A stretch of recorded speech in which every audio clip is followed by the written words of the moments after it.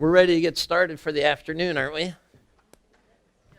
But I have somebody here with his hand up, so we've got a microphone that's going to him. And Millicent's got that. Thank you, Millicent. I'm sorry, I didn't mean to ruin the flow, but some people say, including myself sometimes, that I didn't dream. Do we always dream and can't recall? Okay, the question, do we always dream? The answer is yes. If you didn't, you would be completely and clinically labeled as insane. Your mind has to dream. And researchers still don't fully understand why it's like it's like that, but we know that the brain has to purge unnecessary information from it, but it's also building neural connections. And the dream imagery is one of the ways in which those neural connections are built. Now, if you've listened to my Abundance for Life program, some other things, in the Genius Code, we talk about the psi hypothesis, which is this idea that we have extrasensory perception. And I say, nuh-uh, they're not extra. They're part of your natural sensory perception. And people will call it psychic, but it's not. It's a natural ability that we all have.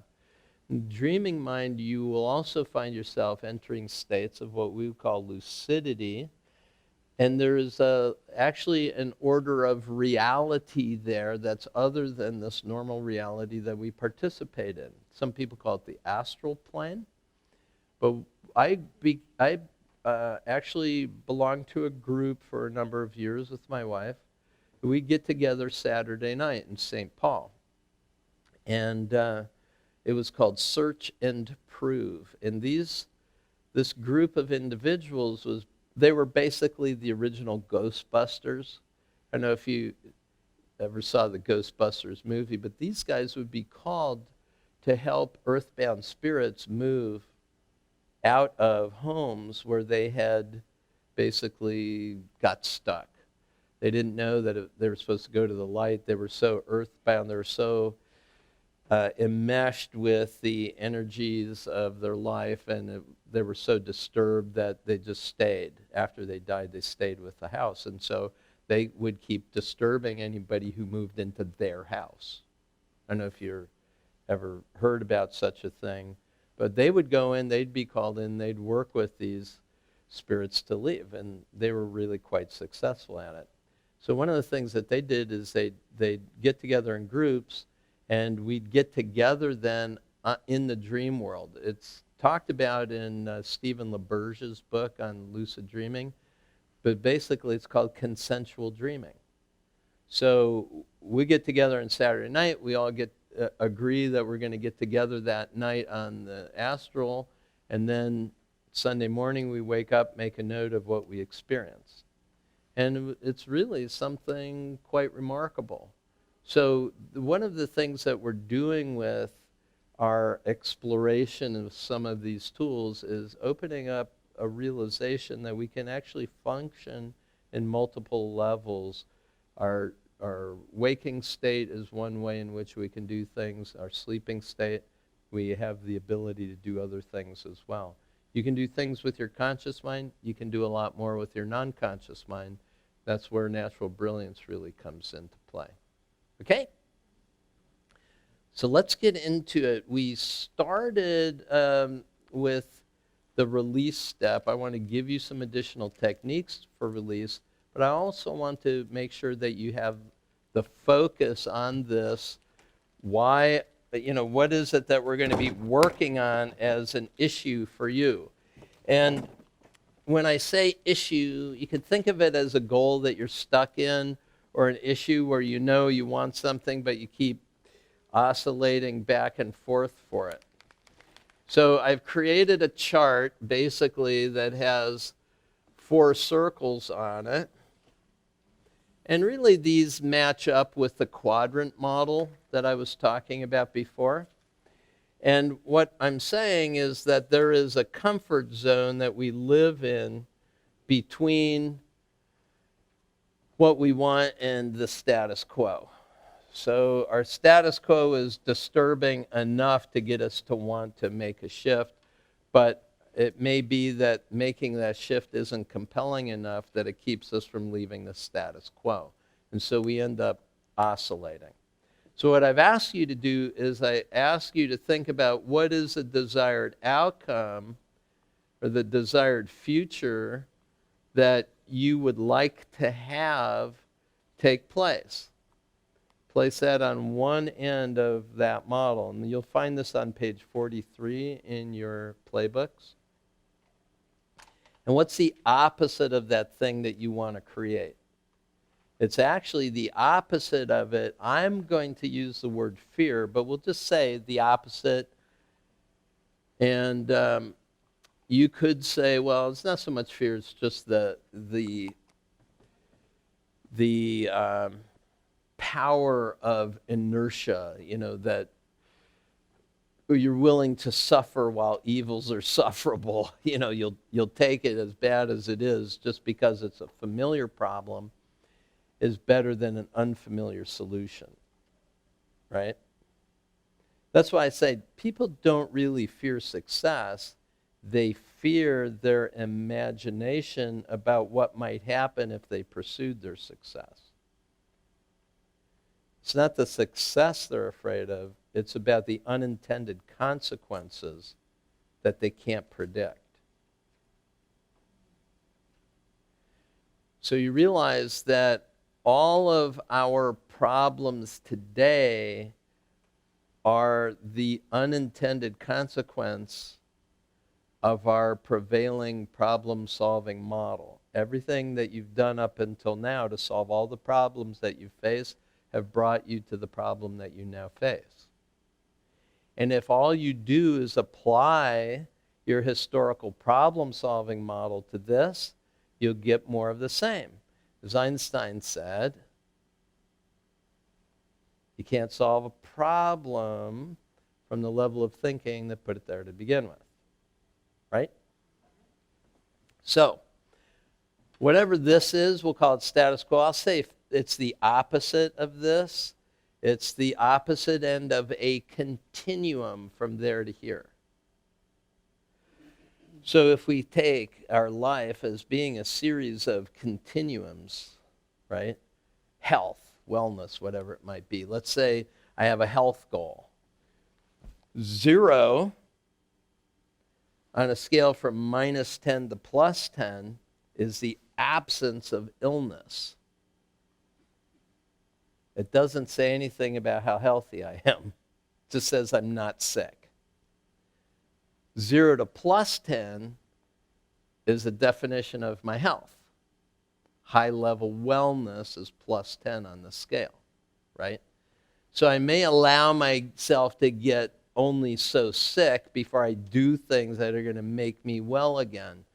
But then if I'm taking so much time of my life to devote to the wellness and it's costing me so much, then I got to go back to here. So most of us have been trained that we don't go to the doctor unless we're sick. The idea of having body work done or alternative therapies that will give us to a high level awareness, nah, that stuff's goofy. I don't want to do that. I'll just do it if I get sick, right? Pay the cost. What the heck? And because there's such a lag time between our behaviors and the consequence of those behaviors, we don't necessarily see the causation of many of our maladies. Anyway, do you get this? So I'm asking you to please, on your chart, specify what is it you're going for and what's the opposite of that. Then, on the lower side of this, we call them the detriments. What is the downside of the way things are going right now?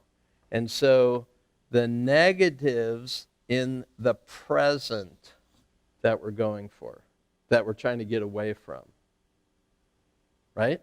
Most of you can say, that's easy. I got that one. I know why I don't like the way things are for me financially.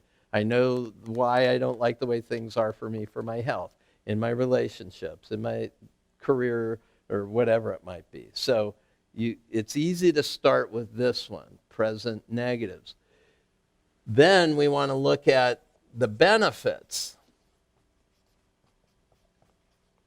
And clearly, the future positive is the easiest thing for us to think of. Well, I know what I want to get to, right? What's the benefit of getting your desired outcome? Easy. Start there. That's the easiest one to start with. What's a little tougher? And you saw the struggle and the head scratching you had to do when I asked, what's the positive of these negative statements? What's the negative of these positive statements? And that's what the other two quadrants are about. It's the stuff we don't tend to look at because we're so busy looking at the highway between where we are now and where we want to go. So, what is the benefit of your maintaining the status quo? The fear. Or what I would say, keeping the present positives. What's the benefit? That's the present positives. And what is the detriment of the thing you're going for? Again, kind of hard to perceive. And as I may have mentioned earlier, if I didn't, I'll mention it now. If you look at literature on something called shadow, in our shadow, it's the dark side of the light chasers, right? You're going for the light. Jung said, the more brightly you shine in the spiritual, the darker your shadow is, right? This is why you get these TV evangelists that implode, right? Because they're telling everybody else how you should live their life. Meanwhile, they're having sex with their secretary, right? And they're all against adultery, and that's the big thing that they're taking the big platform on. Shadow, right? So the idea is you have to take a look at what is it that's holding you in this stuck state. It's going to be in this stuff, and this is where you have to be really honest with yourself. And it's not necessarily easy to see our own shadow because we're used to not noticing it. If you've ever seen this, if any of you have children, the day they discover their shadows, it's amazing. It's really amazing. I saw a YouTube video of a little girl who was really troubled by her shadow. It was so cute, but she saw that there was a shadow on it, and she kept going like this, ah! Right? And the shadow kept chasing her. It's really cute. Well, I was on a walk with our first son, Ben. It was around one of the lakes, and there were lights, right? So as we'd go under the light, you can't see a shadow, but then when you'd go like this, all of a sudden, you know, there's a shadow in front of him, right? As the light's over there, shadow's in front of him, and then that would disappear, and then the shadow would be behind him. And it was really weirding him out because he kept trying to lift his foot to get it off of him, right? You can't. Your shadow's always with you. Now, the shadow is often the undigested bits of your wounded self. But the other thing to remember is that there's gold in there. So as you open the bag to look in there, realize that these are disenfranchised resources that you've been told are bad things for you. Like your creativity and your joy and your sense of peace and your gratitude for the simplest things, right? Fortunately, humanity is starting to wake up to realize that it's not the stuff of the world that brings us the best of the world, right? Having time, having love, having health. You can't buy any of those things. You can only use them. You can only experience them right now. So this is your assignment, is to try to fill out these components of it. Have you done it yet? If you haven't done it yet, it's going to be important for you to fill this out and get a sense for it because the exercise we're going to go through at the end of this session is going to be about the natural brilliance process of taking both ends of the continuum on the detriment side, like the detriments of the fear and the detriments of the goal, and taking all those detriments in one hand and the other hand, seeing all of those, and then letting them communicate with each other. Actually bringing them together.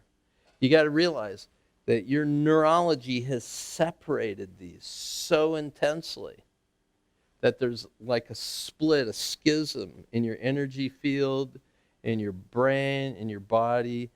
And this is why you'll see people say, well, on the one hand, I'd really like, but on the other hand, I'm just not sure. And you'll see them mark it out. They'll mark it out, this side of their body and that side of their body. And if you're trained in NLP, you'll actually see it. You'll see how their bodies are trying to hold these two separate entities. And by collapsing those two together, suddenly that whole continuum becomes available to you. It's like the stop signs get pulled out. And then when we take the benefits of the thing we fear and the benefits of what it is we desire, and we collapse those two endpoints, again, it's like all of these choices now, stop signs out. Now these are all available to me.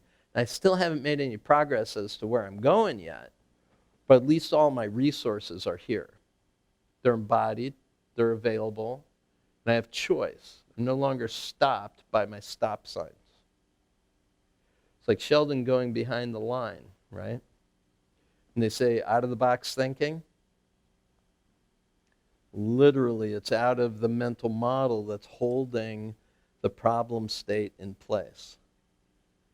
Question, can we get a microphone to Willie? Hey, Paul, do you mind doing like a mock-up on that sheet just so we can kind of see just the best way to fill in the blanks? With yours? Yeah. Sure, come on up. Take the microphone with you.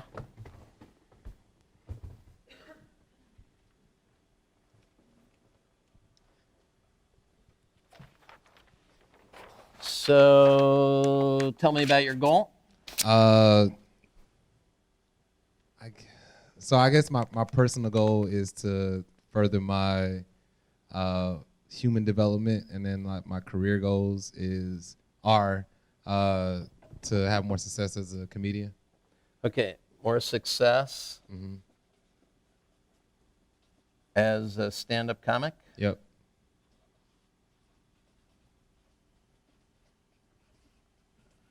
Okay, so more is usually not a good goal statement because Okay. it's not very specific.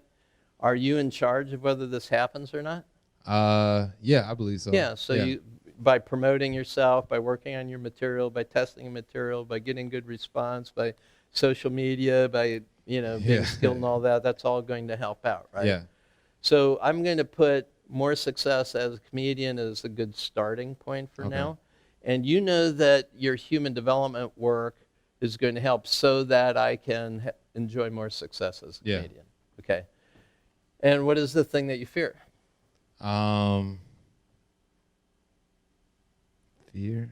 I guess having to keep working like jobs to support my comedy career. I like to just do comedy like full time and not have to like. So it's financial? Yeah. So what's the worst thing? You can't support yourself in that work? Yeah, I mean it's just really I don't know. I guess I need like a manager and an agent because I do everything myself. So I don't know what my biggest fear is with comedy. Can't come up with like material or something like that, maybe. Okay, so fear is creative blocks, Yeah. time and money. Mm-hmm. And does a fear about time and money increase the number of creative blocks? Yeah, because Yeah, because I do like marketing jobs and stuff where I work in the corporate world, Sure. which is cool, but I mean it takes up so much time like managing for like different companies that I just can't do anything creatively. Got it. And yes. I'm hearing the voice of Sheldon in the background saying, Shelby? Shelby. Where's Shelby? I'm thinking of Shelby saying, yeah, I mean, I'm doing this job, but my passion is really for human development work. Yeah. Right? So that's very cool. Mm-hmm. And it's also very cool that, there aren't a lot of comedians that are doing human development comedy that you can see how I do. Yeah. Right? So anybody who's already in this tribe, I can make all kinds of fun of ourselves, and it's hysterical because we really see our own foibles in all this. Yeah. And that's, comedy. So you get that. So if these are the two ends of one continuum, this is financial success as a comedian. This is, it's also the time, space, and money necessary to give you some breathing room to pursue the thing that you really desire. So you spend time on it now, but you can only spend so much time. If you spend too much time on it, you can't support yourself. Yep. Now you're freaked out about paying the rent or whatever else. Yep. You would love to be able to do that, but if you're in that all the time, right, then you can't really take care of all the issues. So, and if you're there and you got a gig, but they're not paying you for it, but it's great practice and it's helping you out, but how many of those are you going to do? So you're in this, this constant malaise. Yeah. In my work in human development, I had what's called the consultant's dilemma, where when I was delivering, it was great. It was a feast, right? Getting paid for doing something I love. The gig is over. Now I got to find another gig. Well, now I'm in the sales cycle, and guess what? I don't have any income. Yeah. So there's this huge famine. So I kept going through this feast, famine, feast, famine, feast, famine. Oh, wow. That was really right tough. Yeah. And what happened at some point is we would know that there weren't going to be any training jobs from Memorial Day here at the end of May till Labor Day at the end or at the beginning of September, because everybody in Minnesota wants to be anywhere other than indoors. So we've got like 7 months of winter. Wow. Yeah, I know. It's like, why do you live here, people? Yeah.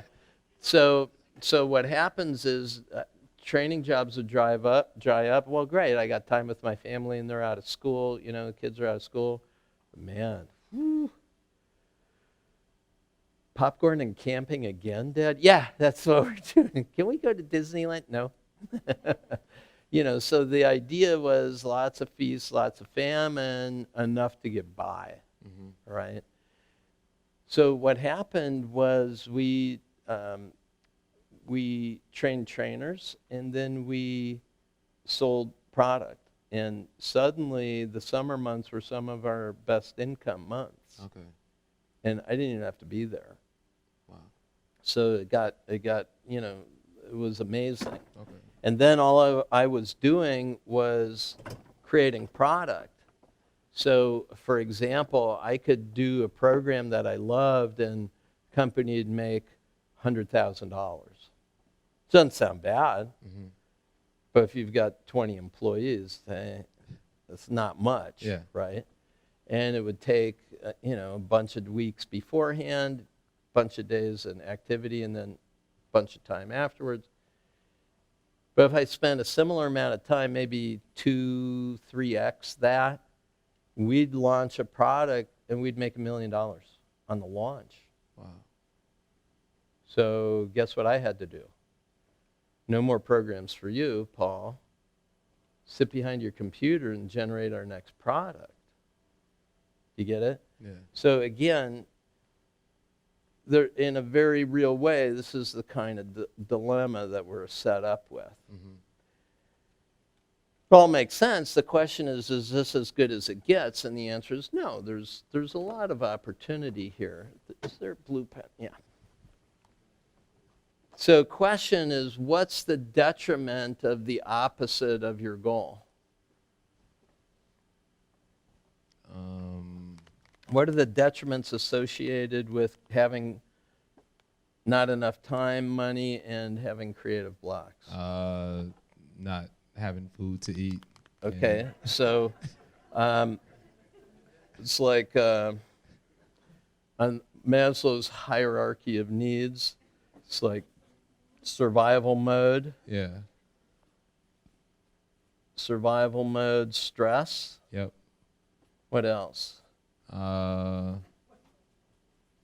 guess depression. Depression. That's really a cool one, because you start wondering, what the hell am I doing here? Yeah. Right? Depression is an interesting one. Depression, listen to this. Dr. Martin Seligman wrote a book called Learned Helplessness on development, depression, and death. What he said was, when you're certain you should be able to do this, but you're not making any progress, you get frustrated. And if you stay with that frustration too long, you learn to be helpless. It's like, man, there's nothing I can do about this. Mm-hmm. And then your physiology starts to take that on, and you become literally clinically depressed by that. And eventually, you hang out there, it's either suicide or, I just got to leave this. I got to give up on it. It's not going to happen, that kind of thing. So it could be metaphoric death, or literally depression will take people out. Yeah. Grandma, perfectly healthy, 89 years old, right? Mowing her own lawn every week, but the kids are too worried about her. So they put her in a nursing home. 3 to 6 months later, gone. Wow. 3 to 6 months. Perfectly healthy, boom. Why? I'm never getting out of here alive. Wow. Yeah. So the book was written about it, and that was one of the books I got back in 1977. Martin Seligman is now the guy who is like the head of the positive psychology movement. He wrote a book called Learned Optimism after that one, which was very cool. It was really cool. Okay, so let's talk about what's the detriments of more work as a comedian. Less time for like just friends, family. Busy. Yeah. You become like a target in a sense. Like you can say stuff that people don't like. And Yeah. especially in like this day and age of social media, a lot of comedians are getting in trouble. Okay, so target. More pressure. Pressure. Yeah. Of course I got pressure. Did you hear Sharon Womble King talk about her mother? Mama, you got to hear her mother's story. Seriously. There are all kinds of routines in her work. Her mother is hysterical. These white doctors are trying to kill us. They're just trying to kill us. And so Sharon would go into the doctor's office with her mother, right? And she'd say to the doctors, keep it simple. She doesn't like you. Okay? Make it simple.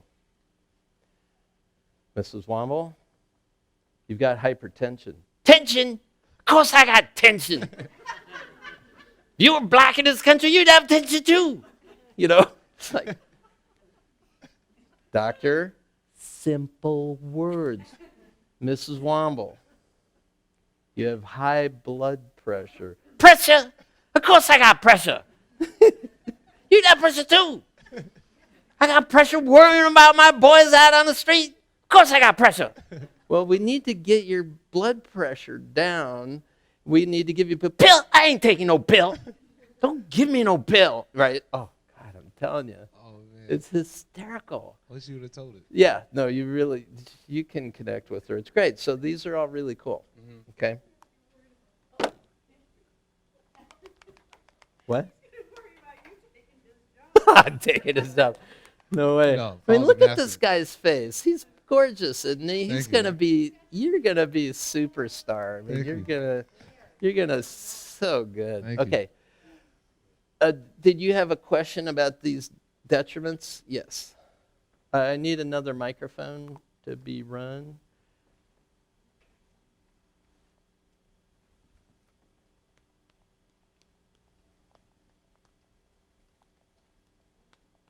I guess as a speaker, you kind of have the same, like what you were talking about with creating products, 'cause that's kind of where I'm at right now as far as like creating products and Social media products yeah, and audios, yeah. From what Willie just said, on the two sides, it looks like the issue that's on the left side also can be on the right side.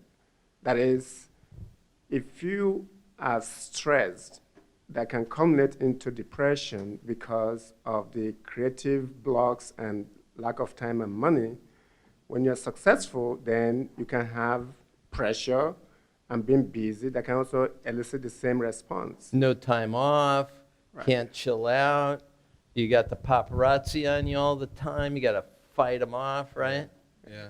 Like, leave me alone. I'm having a great, yeah, right. So you look at all of this, and yeah, if you look at the symptom groups that are a result of either of these negatives, yeah, that's right. Which is also one of the reasons why our neurophysiology gets so disoriented by this. Because, wait a minute, I'm avoiding that for the same reason that I don't want this. And now, what does that mean? And so, right? We're stuck in the middle of that. So yeah, good observation. Now, can we go up here? So what are the benefits of success doing more work as a comedian? I think the biggest benefit for me is just like you're able to like connect with people and like positively influence or influence people's lives. So make people laugh, which is like the best thing ever. Yeah, and boy, desperately needed. Yeah. How many comedians have loved the elections? It's like, my material's getting written for me every Yeah, day. It's yeah, like seriously. absolutely no Yeah. work at all. Connect, influence people in a positive way. Travel, Yeah, travel. come to more conferences like this. Yeah, hang out with your tribe. And how about, Oh yeah, money. oh yeah, money. Well, what's interesting about that is, do you notice many of us thought that should have been the first on the list? No, it's not. He's doing this because this is what he really gets, is a gift of his to bring as a gift to the world. And money will always be there. That's the thing that we don't believe is true, because we've got to work hard and it's got to be unpleasant, and because that's the way. I mean, you know that in surveys of businesses, 89% of people in the working world hate what they do. Yeah. They hate what they do all day long. It's devastating because the disconnect for them is immense. Well, I mean, it's interesting. So, like, when I first started doing comedy, I was making like YouTube videos, and I had pretty good success doing that. And then I just had like a lot of pressure from like my dad. He was like, "It's not making any money," and this and that. And so, like, when I kind of like try to create or with like the intention of this is gonna make me money, it like stifles my creativity. But you know, at the same time, like you gotta See it? Did you see it? Okay. Did you see it? But on the other hand, that was it. That was exactly what I'm talking about. You know, my dad said, you know, but on the... Sorry, I interrupted no, you. I it's, just had to... it's so true though. I Yeah, mean, isn't it? yeah. So you have to you gotta kind of do that, but it's just like I don't know when I'm just literally like just super.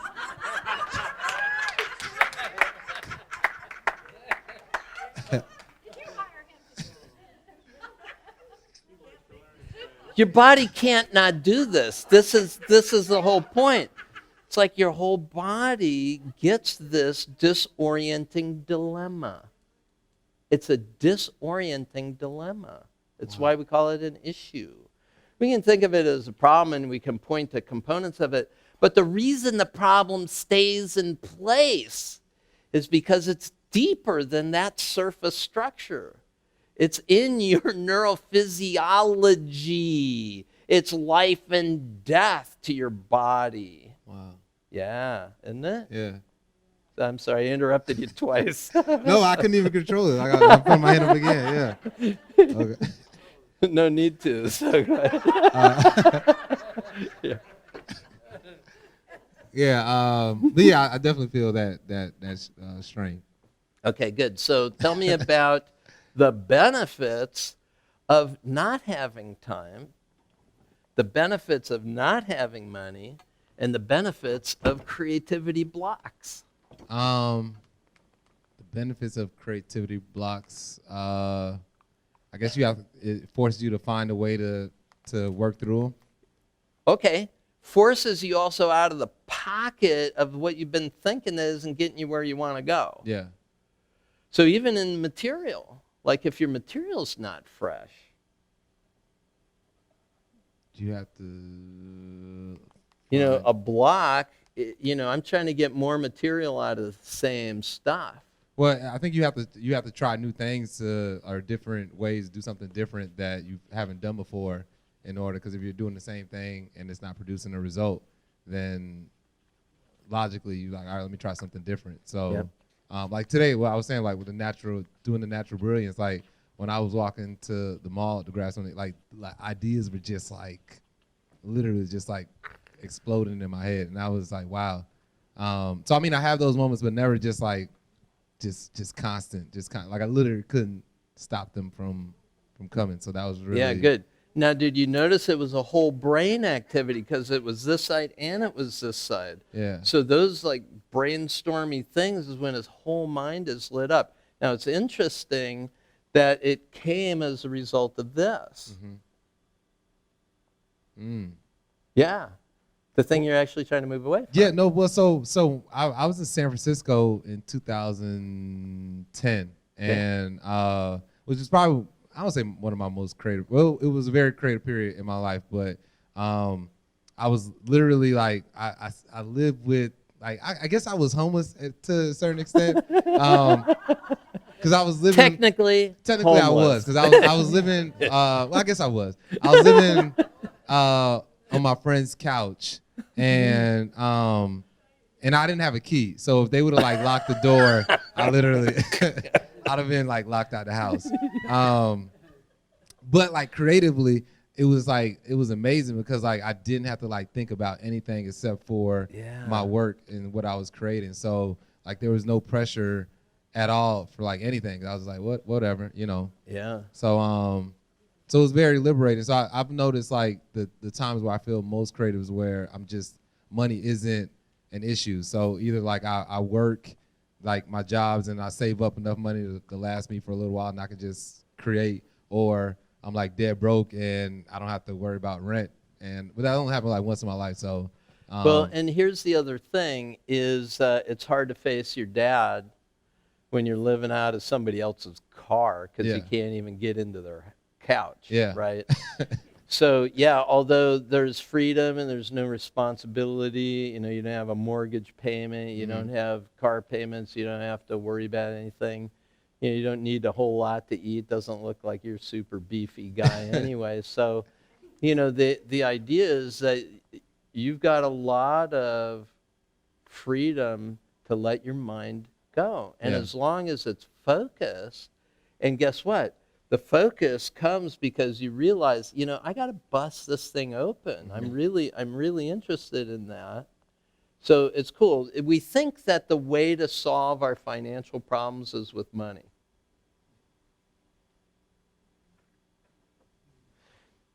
So a friend of mine has a film company. It would be cool to watch some of his stuff. He calls them soul biographies. oh wow. And he's got a very interesting way of capturing people. And there was this guy that he interviewed, and I think it was in South America, or Central America. This guy has nothing. He lives on 17 cents a day. And he is the most beautiful, happy, fulfilled, loving, smiling thing you've ever witnessed. It's absolutely gorgeous. Yeah, yeah. I mean, it's a paradigm buster because we think, I'm miserable because of my financial problems, and the way I'm going to get rid of that misery is by having money.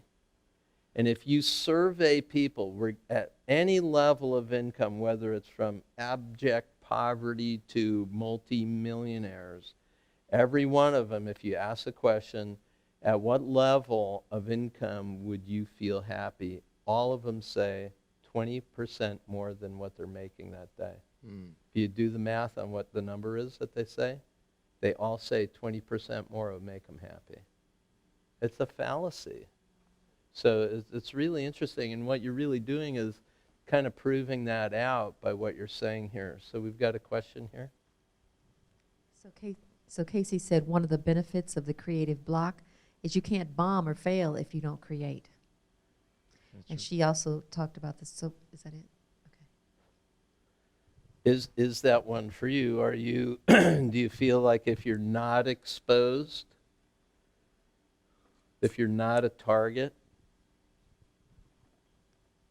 Can I create? No. If you're not a target and you're maintaining this, is that a benefit to you? Yeah. Okay. Yeah. Can't bomb or fail. Yeah. If you're already homeless, how could you fail any more than that? Yeah. Right? Well, I mean that was actually like one of the things I liked about, I guess, not being super famous or whatever, like, because you can create without any pressure. It's just like I'm just out here having fun, and you see comedians now, like if they're like huge and they bomb, it's like all over the news. And I don't know if I've never been there, so I don't know if that'll really affect me, but it is liberating just to like create like a child and just make art and not have any pressure behind it, where it's just like, this is just what I made and this is what it is. So it's kind of cool to go into like a room, or just like, I'm in New York now, so to go there, like nobody knows you, so you can get like a real response from the crowd. Like, if you're Kevin Hart and you go and he comes on stage right now, people are going to laugh just because he's famous. So like when you get to a certain level, you can't even get a real reaction from your jokes. Yeah, so I don't know. But yeah, those are, I guess, the challenges that I was having. Okay. Yeah. Good. So now that he's got these 4 quadrants laid out, the next activity is about collapsing these. Okay. And I'll show you that technology a bit before the end of the day today, take you through it. The other thing about it is to be able to specify what each of these are. So once you've done the collapse, then what we want to do is we want to be able to notice more of the options that are available to us. Right now, when the system is stressed out by the oscillation, we can't see choices that are available to us, even though they might be right there for us. So by popping the stop signs out, you get this level of freedom even in the midst of your life being quite active. Okay. Thanks a lot. Thank you. I appreciate that. That was helpful. Thank you, guys. Supposed to say, I'll be here all week, so yeah. It show's on at 9. I have a friend in the Transformational Leadership Council. His name is Yakov Smirnov. And he was a pal of Robin Williams, and he's a professor at Missouri State University. And he has a theater in Branson, Missouri, and he's done a bunch of films, a bunch of specials. And when the TLC gets together, he'll often do an evening of comedy. It's a lot of fun. But he started with improv also. Yeah. Okay, so we good to do this work? Right now, we've been at it 50 minutes since we came back, so it's time for you all to stand up. Grab your drink of water.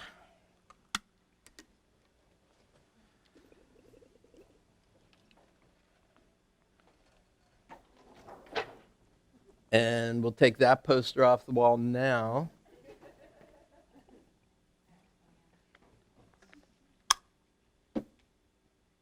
All right, you do a little stretch. Oh, got a little stretch one way, got to stretch the other way.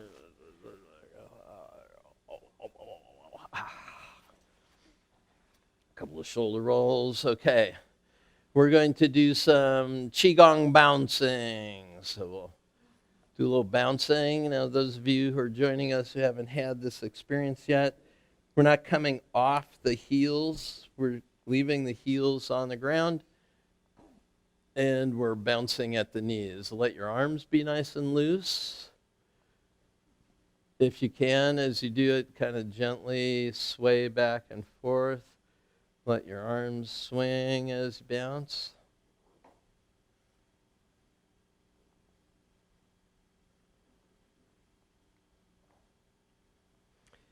In Qigong, normally we don't make breath noises, but this is one of the exercises where you can do that. So you can go.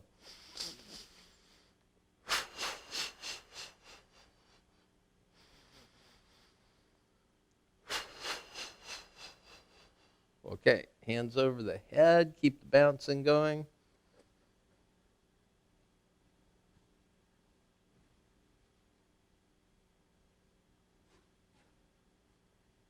And get those hands up nice and high, way up there, and let the wrists flop. Let those wrists flop. There you go.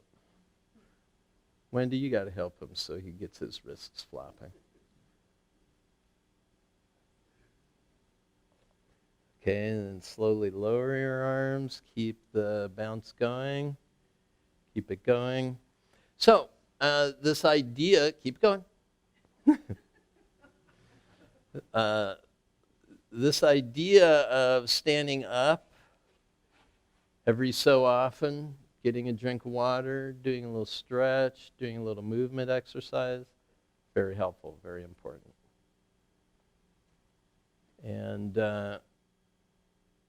interrupting your day in a positive way is good to open up your creativity channels as well as your energy channels. Okay, slow it down, and stop.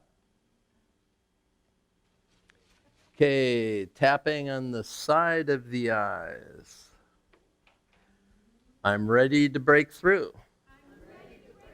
I'm ready to break through my stuck states.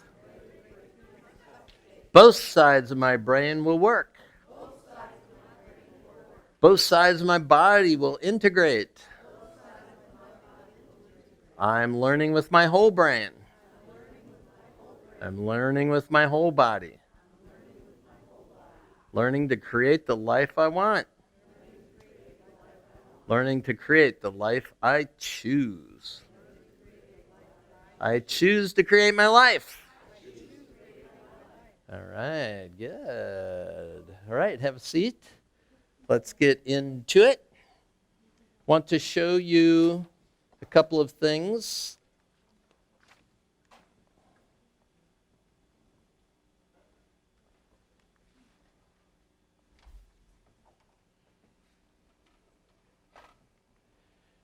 So, how many of you still have yet to fill out your first chart? Everybody else has one? Okay. What we're going to do is we're just going to take a couple more moments to make sure that you have it. And then what you're going to do is discuss it with a partner so that you can at least articulate, kind of like Willie did, articulate what's on either end of the continuum and what are the detriments and the benefits on both sides of the equation. Good? Once we have that in place, what we're going to do is we're going to do a little exercise that collapses the detriments, a little exercise that collapses the benefits, and then once that's happened, we're going to envision the future that you're choosing to create. You could think of it called future pacing. But the other way of thinking of it is if you imagine a timeline where this is the past and that's the future, we go on the other side of having already successfully accomplished the life that you're choosing to create, so that you can look back on it and see that. Then what I'm going to do, I'm going to really mess with your mind. I'm going to then have you come back to the present and imagine what your life would be like today had you already done that. And then what would your past have been like if 5 years ago you had already done that? And how would your future be different? How would your today be different if 5 years ago you had already accomplished that? Okay, so using Willie's example, right? He goes to the future and sees what success as a comedian is like. His shows are sold out, perhaps, that he's got some opportunity to be at the theater and do an HBO special or whatever it might be, right? The Apollo, right? You're going to do the Apollo, right? So you see yourself at the Apollo, a sold out crowd, everybody's having a blast. Latest thing, absolutely amazing. Cool. So now come back to the present. What if that was happening already for you today, right? What would your future look like from here? And what if you had already done it 5 years ago, gotten there? What would your future be like, right? So what would your today be like if 5 years ago you had already done that? And so why this is important is you might have heard him say, well, gee, I'm thinking about some of the people who are really under the microscope now, and if they blow up, man, it's all over the news. Well, what if you've already outlived that possibility in today and you're good today? And 5 years from now, you're good.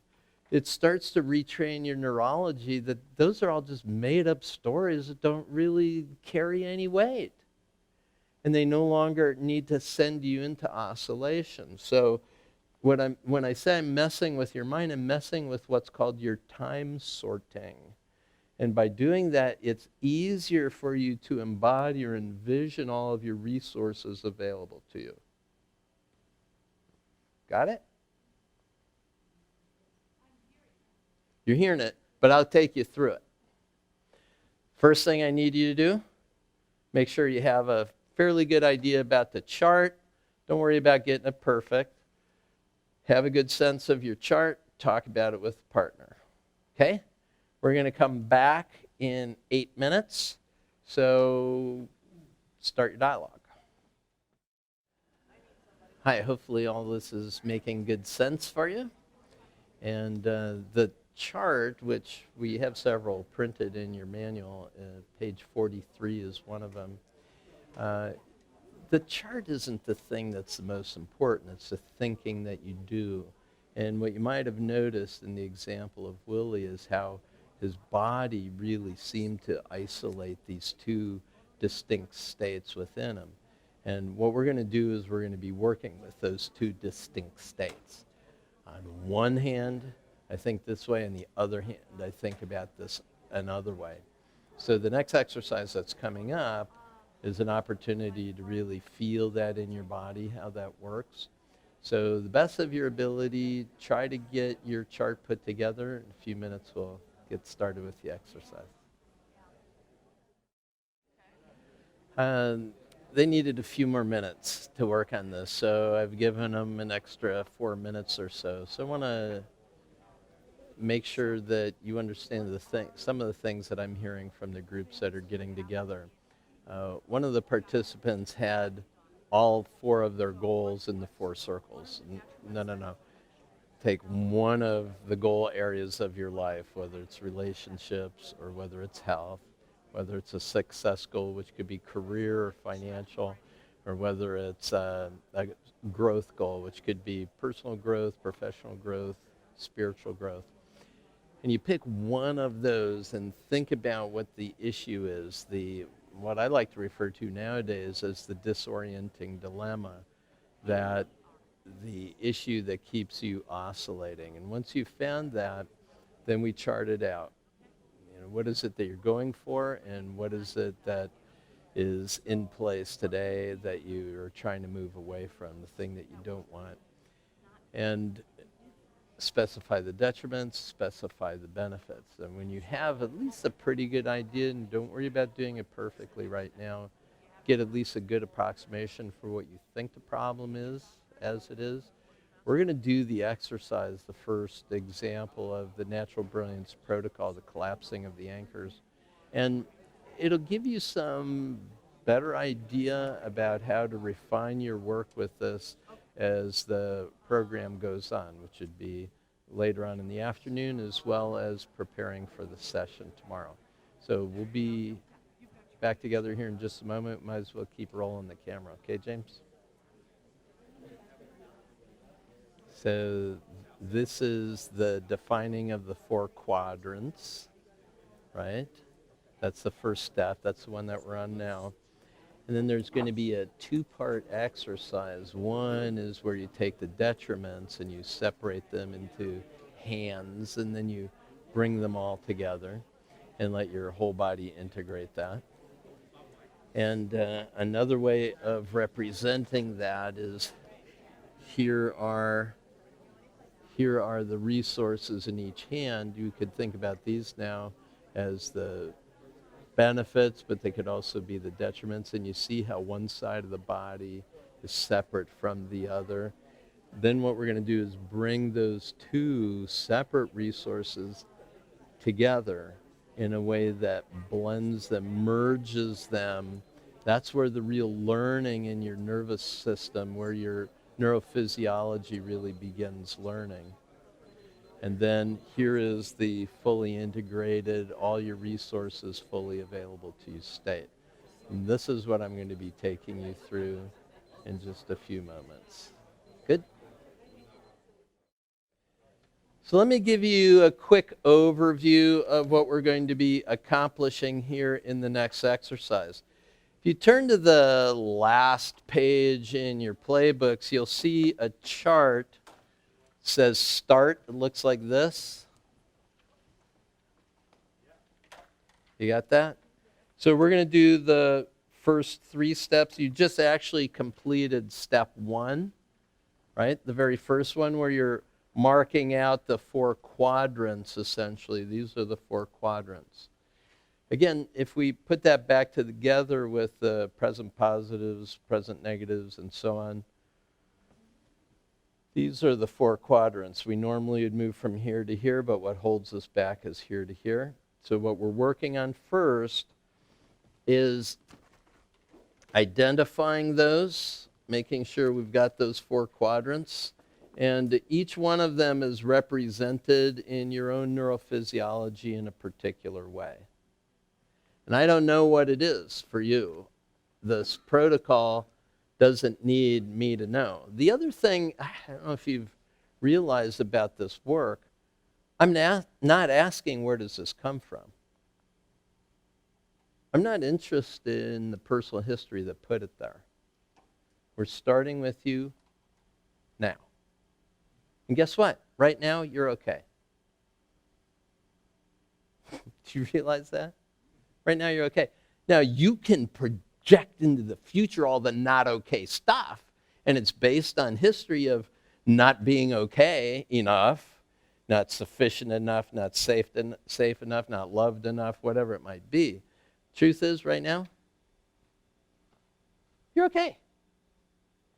You probably will be in another 3 minutes, probably in another 3 days, probably in another 3 years, probably in another 3 decades. Doesn't mean you're not going to keep growing, doesn't mean that you're not going to keep establishing goals. It's just, why live with the fear, right? Why live with the oscillation? Why not live with a sense of flow and fluency and imagination and access to resources and so on? Create the life that you choose. So the first part of the exercise is we're going to imagine the detriments of the thing we fear. This is like the big heavy load, right? And then we're going to imagine the detriments of the thing that we want. And I'm going to have you place them as if they were objects in each hand. It's metaphoric, right? But there's a heaviness, there's a density, there's a texture, there's a color. And to whatever extent you could imagine that, imagine those in each hand. Now, if you could imagine like a UN organization where they have peace talks, right? Everybody's going to lay their weapons of mass distraction down outside of the door, and they're going to come in, and these two warring factions are going to talk. They're going to get together. Okay? Because guess what? These have been trying to protect you, and these have been trying to protect you. This has been trying to protect you by keeping things the same. This has been trying to protect you by fearing the things you might create. Both of them are designed to protect you, so let them talk with each other and discover what is it about their vigilance and their continual presence in your life, and what is it that needs to happen in order for you to be most successful, etc. And so they're going to get together, they're going to talk about it. And what's going to emerge out of it is a new resource that's unlike the other two.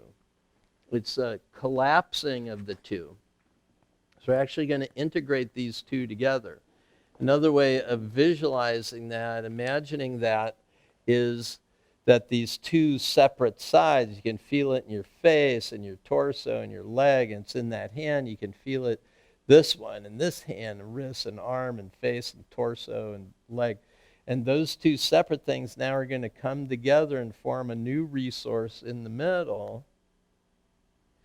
And then with all of these resources fully integrated, this time with the benefits, then you've got everything fully available. There isn't anything getting shut off. There are no stop signs there. It's like all possible. Now again, you haven't realized any outcome out of this yet. But what we're going to do then is I'm going to take you into the future and imagine the outcome that you desire. Good? All right. And that's actually step 5 in your little chart there, just so you know. So right now we're almost at an hour and a half in. Do we need to take a quick bio break before we start? Okay, so what I'd invite you to do, we're not going to use the headphones for this one. I'm just going to talk you through each part of this live and in person. So go take a bio break for 7 minutes. We'll come back, and I'll take you through the exercise. Good enough? All right. See you then.